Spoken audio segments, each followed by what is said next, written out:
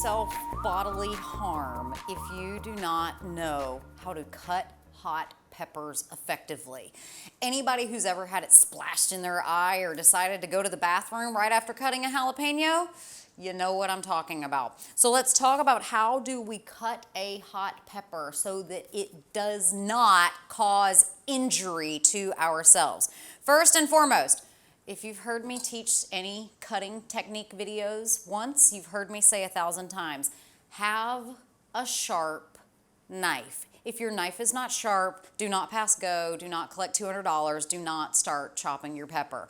Immediately sharpen your knife. So, got my nice sharp knife here. First thing I'm gonna do is take off the stem. The next thing I'm gonna do is turn this and I'm gonna slice immediately down the center of the pepper, okay?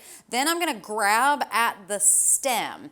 The less that you touch the jalapeno, the better off you're going to be, all right? Now what I'm gonna do is I'm actually gonna stand it up on its end. So I've got a nice flat work surface and I'm gonna take my knife and I'm gonna go and remove the rib from the inside, okay? And it all comes out, just boom, one fell swoop, everything's gone, all right?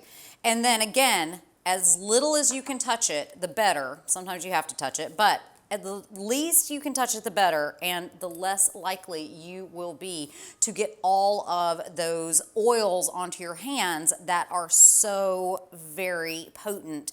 If you happen to touch your eye or inside your mouth, then that's everything that makes this spicy, okay? So the seeds carry a lot of spice with them. So if you are just learning how to eat hot peppers, go for just the fruit of the plant instead of going for all of the seeds.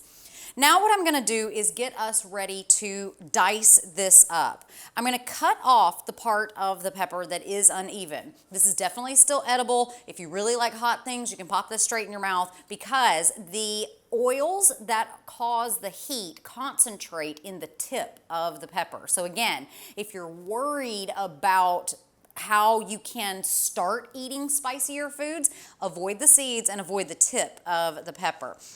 Beyond that, throw it into a stock, throw it in with some spicy rice, whatever you want to do. So we have a natural roll to our pepper. And so one of the things that I want to do is every cut that I do, whatever piece I'm cutting, I'm going to put flat on the cutting board, okay?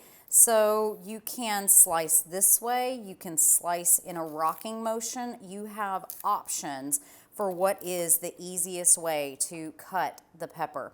Once you have your slices, now we can create our dices. Again, the more even your knife cuts are, the more evenly your food is going to cook and the more delicious that it will be.